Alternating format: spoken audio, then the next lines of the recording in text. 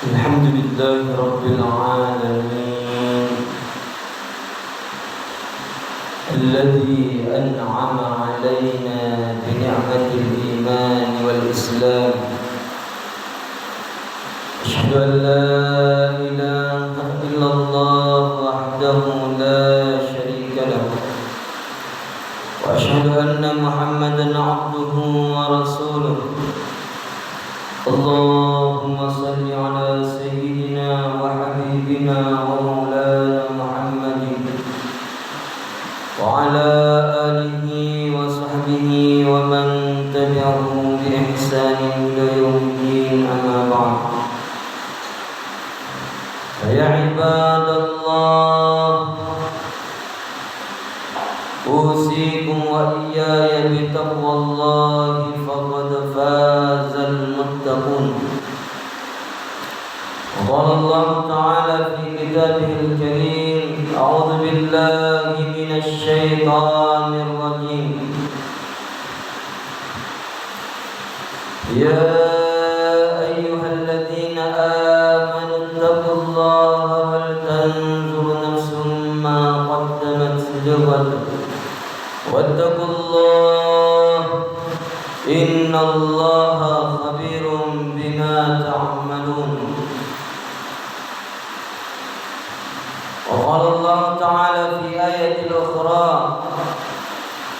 يا أيها الذين آمنوا اتقوا الله وقولوا قولا سديدا يصلح لكم أعمالكم ويغفر لكم ذنوبكم ومن يطع الله ورسوله فقد فاز فوزا عظيما.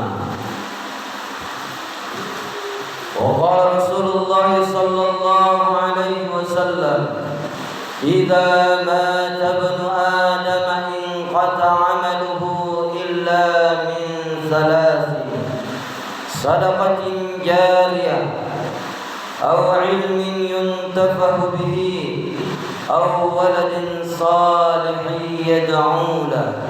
صدق الله العظيم وبلغ رسوله الكريم ونحن على ذلك من الشاهدين والشاكرين والحمد لله رب العالمين. Hadirin jemaah Jumat yang insyaallah dirahmati dan dicintai oleh Allah Subhanahu wa taala. Tanpa terasa kita sudah berada pada hari ke-18 bulan suci Ramadan. Semoga semakin kesananya, semakin Ramadan ingin pergi meninggalkan kita, maka tentunya hendaknya semakin kita bersemangat dalam meraih kemuliaan demi kemuliaan yang ada di bulan suci Ramadan. Apatah lagi di 10 terakhir bulan suci Ramadan, Allah Subhanahu wa taala menjanjikan sebuah malam yang mana kemuliaannya lebih dari 1000 bulan. Lailatul Qadri khairum min alfi syahr. Bahwa kemuliaan Al-Qadar, kemuliaan Lailatul Qadar lebih mulia daripada 1000 bulan. Salawat dan salam senantiasa kita aturkan ke pangkuan baginda Rasulullah Muhammad sallallahu alaihi wasallam. Dialah Nabi sebagai rahmatan lil alamin. Hadirin yang insyaallah dirahmati dan dicintai oleh Allah Subhanahu wa taala. Sesungguhnya ketika manusia sampai pada ajalnya, maka terputuslah seluruh amal ibadahnya. Jadi kita sudah meninggal, hadirin yang dirahmati oleh Allah, maka terputus seluruh amal ibadah kita di dunia ini. Oleh karenanya baginda Rasulullah sallallahu alaihi wasallam memperingatkan kita dalam sabdanya, "Idza mata ibnu Adam inqata 'amaluhu illa min thalathin: apabila meninggal anak cucu Adam, apabila tiba ajalnya anak cucu Adam, in qata'a amaluhu illa min salasin, maka terputuslah seluruh amal ibadahnya, illa min salasin, kecuali ada 3 perkara yang meskipun kita meninggal akan terus mengalir, hadirin yang dirahmati oleh Allah Subhanahu wa taala. Yang manakah ketiga hal itu yang tentunya harus kita usahakan sejak sekarang sebelum kita menghadapi yang namanya kematian. Yang pertama kata baginda Rasulullah sallallahu alaihi wasallam, sadaqatin jariyah, sedekah jariyah. Yang mana yang dimaksudkan dengan sedekah jariyah? Sedekah jariyah adalah harta yang kita keluarkan di jalan Allah Subhanahu wa taala. Itulah yang kemudian menjadi amal jariyah. Pahalanya akan terus mengalir meskipun kita sudah meninggal dunia. Contoh kecil, orang yang diberikan kelebihan harta oleh Allah Subhanahu wa taala, lalu kemudian mewakafkan tanahnya untuk dibangunkan masjid, mewakafkan tanahnya untuk dibangunkan pesantren tahfizul Quran, hadirin yang dirahmati oleh Allah, maka selama masjid itu dibangun, maka semua orang yang hadir melaksanakan ibadah di dalamnya itu akan mentransfer pahala kepada orang yang memiliki tanah yang telah mewakafkan tanahnya untuk pembangunan masjid ataupun pesantren. Hadirin yang dirahmati oleh Allah, jadi misalkan ada orang yang membangun masjid, membangun pesantren, orang yang salat di dalamnya mendapatkan pahala, dan orang yang membangun masjid juga mendapatkan pahala dari orang yang beribadah di dalam masjid tanpa dikurangi pahalanya sedikit pun. Demikian pula orang yang membangun pesantren, hadirin yang dirahmati oleh Allah. Anak-anak yang setiap hari mengkaji Al-Quran, anak-anak yang setiap hari membaca Al-Quran, anak-anak yang setiap hari menghafalkan Al-Quran, maka setiap huruf yang dibacakan, setiap huruf yang diamalkan, yang dihafalkan akan senantiasa mengalir kepada orang yang membangun pesantren ataupun orang yang menyumbang ke pesantren, hadirin yang dirahmati oleh Allah, bahkan sampai orang yang bersangkutan tadi telah meninggal dunia. Contoh kecil, Al-Quran yang kita beli seharga 50.000, lalu kemudian kita berikan kepada penghafal Al-Quran, maka setiap huruf yang dibaca, setiap huruf yang dihafalkan, maka akan mengalir juga pahalanya kepada orang yang menghadiahkan Al-Quran. Meskipun orang tadi tidak membaca Al-Quran, meskipun orang tadi tidak menghafal Al-Quran, bahkan sekiranya nantinya Al-Quran itu sudah rusak, Al-Quran itu sudah lapuk, akan tetapi Al-Quran itu sudah dihafalkan oleh anak penghafal Al-Quran tersebut, maka tetap mengalir pahalanya kepada orang yang tadi menghadiahkan Al-Quran kepada seorang penghafal Al-Quran. Bahkan ketika orang tersebut sudah meninggal dunia, hadirin yang dirahmati oleh Allah, anak itu tadi mengajarkan ilmunya kepada orang lain, maka meskipun anak itu sudah meninggal, orang yang pertama tadi yang sudah meninggal juga tetap mendapatkan pahala, hadirin yang dirahmati oleh Allah. Begitulah mulianya orang yang mensedekahkan hartanya di jalan Allah Subhanahu wa taala untuk membangun masjid, untuk membangun pondok-pondok pesantren, hadirin yang dirahmati oleh Allah. Yang kedua, pahala yang terus mengalir adalah au ilmin yuntafahu bihi, ilmu yang senantiasa dimanfaatkan oleh orang lain, ilmu yang senantiasa kita ajarkan lalu diamalkan lain, maka ilmu yang diajarkan tadi akan terus mengalir pahalanya kepada orang yang mengajarkan ilmunya meskipun dia sudah meninggal dunia. Mungkin ada yang berkata, Ustaz, saya bukan seorang guru, Ustaz, bukan saya seorang pendidik. Tapi hadirin yang dirahmati oleh Allah, kita adalah kepala rumah tangga. Kita punya tanggung jawab istri, kita punya tanggung jawab anak. Sedikit pun persoalan agama yang kita ketahui, ajarkan kepada istri kita, ajarkan kepada anak-anak kita. Maka selama anak-anak kita mengamalkan ilmu yang kita ajarkan, maka selama itu pula kita mendapatkan pahala meskipun kita sudah meninggal dunia. Hadirin yang dirahmati oleh Allah Subhanahu wa taala.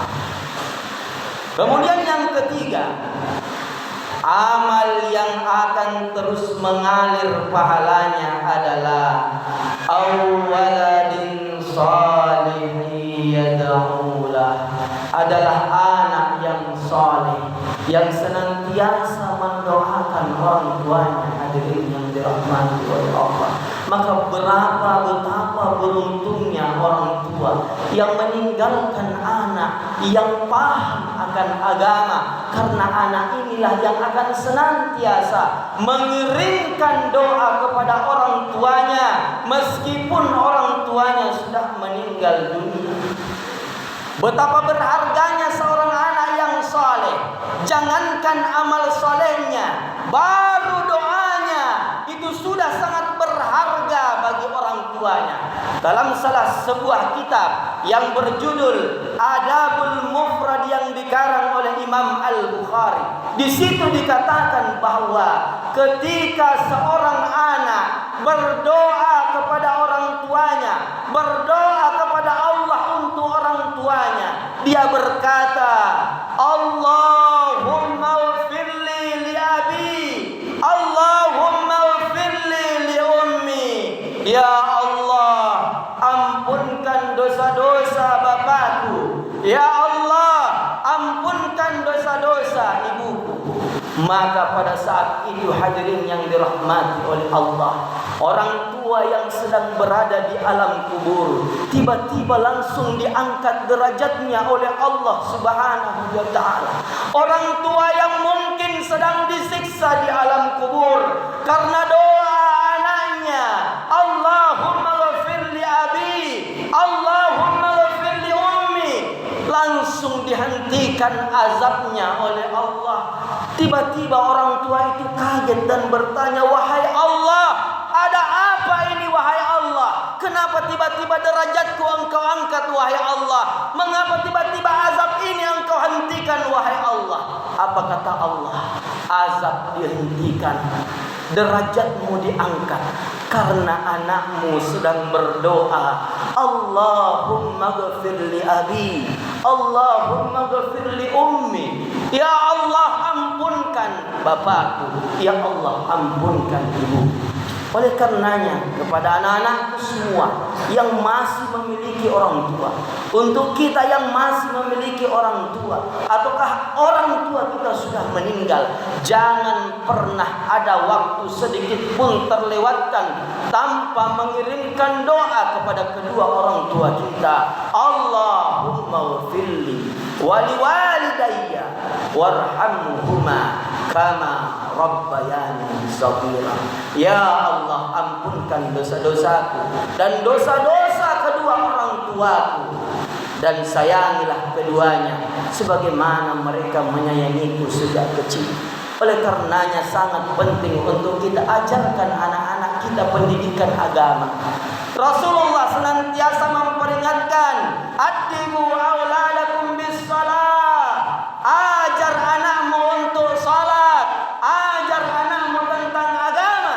Rasulullah tidak mengatakan addibu auladakum bi matematika, ajar anakmu matematika. Addibu auladakum bil injiliziyah, ajarkan anakmu bahasa Inggris. Tapi Allah mengatakan, Rasulullah mengatakan addibu auladakum bis shalah, ajarkan anakmu tentang salat. Kenapa? Karena hanya dengan anak-anak yang sholatlah, hanya dengan anak-anak yang belajar agamalah, yang nantinya akan mengirimkan doa setiap saat kepadamu meskipun engkau sudah meninggal dunia. Hadirin yang dirahmati oleh Allah, kalau sejak dini tidak kita ajarkan kepada anak-anak kita tentang agama, tentang sholat, jangan berharap ketika kita mati ada anak kita yang mendoakan kita. Kenapa? Jangankan mendoakan orang tuanya, mendoakan dirinya saja tidak bisa.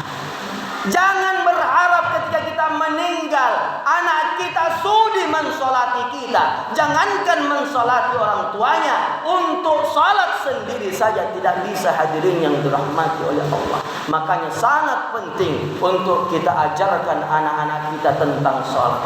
Inilah harta yang paling berharga yang harus kita siapkan sebelum kita mati. Karena tiga hal inilah, yakni sedekatin jariyah, au ilmi yuntafa'u bihi, ilmu yang bermanfaat, au waladin salih yad'ulah, anak-anak yang saleh. Inilah ketiga hal perkara ini yang akan senantiasa memperkaya diri kita nanti kelak, mulai di alam kubur sampai kita menghadap kepada Allah Subhanahu wa taala. Demikian, bila ada kelebihan itu datangnya dari Allah, bila ada kekurangan datangnya dari diri pribadi saya yang tak luput dari dosa dan kesalahan. Barakallahu li wa lakum fil Qur'anil azim wa nafa'ni wa iyyakum bima fihi minal ayati wa dzikril hakim. Aqulu qawli hadza wastaghfiru innahu huwal ghafurur rahim.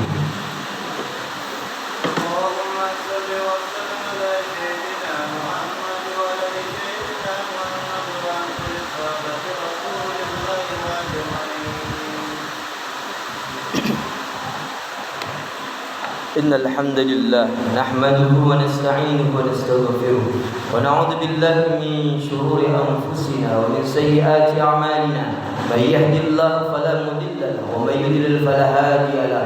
أشهد أن لا إله إلا الله وحده لا شريك له وأشهد أن محمدا عبده ورسوله. اللهم صل على سيدنا وحبيبنا مولانا محمد وعلى آله وصحبه ومن تبعهم بإحسان إلى يوم الدين. أما بعد، فيا عباد الله، أوصيكم وإياي بتقوى الله فقد فاز المتقون. وقال الله تعالى في كتابه الكريم: يا أيها الذين آمنوا اتقوا الله حق تقاته ولا تموتن إلا وأنتم مسلمون. وقال الله تعالى في آية أخرى: إن الله وملائكته يصلون على النبي يا أيها الذين آمنوا صلوا عليه وسلموا تسليما. اللهم صل على سيدنا محمد وعلى سيدنا محمد كما صليت على سيدنا إبراهيم وعلى سيدنا إبراهيم وبارك على سيدنا محمد وعلى سيدنا محمد كما باركت على سيدنا إبراهيم وعلى سيدنا إبراهيم في العالمين إنك حميد مجيد. اللهم اغفر للمسلمين والمسلمات والمؤمنين والمؤمنات الأحياء منهم والأموات إنك سميع قريب مجيب الدعوات يا قاضي الحاجة. اللهم إنا على ذكرك وشكرك وحسن عبادتك. اللهم ربنا تقبل منا صلاتنا وصيامنا وقيامنا وركوعنا وسجودنا وتخشعنا وتعبدنا وتمم تقصيرنا يا الله يا الله يا أرحم الراحمين. ربنا آتنا في الدنيا حسنة وفي الآخرة حسنة وقنا عذاب النار. عباد الله، إن الله يأمركم بالعدل والإحسان وإيتاء ذي القربى وينهى عن الفحشاء والمنكر والبغي يعظكم لعلكم تذكرون. فاذكروا الله العظيم يذكركم واشكروه على النعم يزدكم ولذكر الله أكبر والله يعلم ما تصنعون.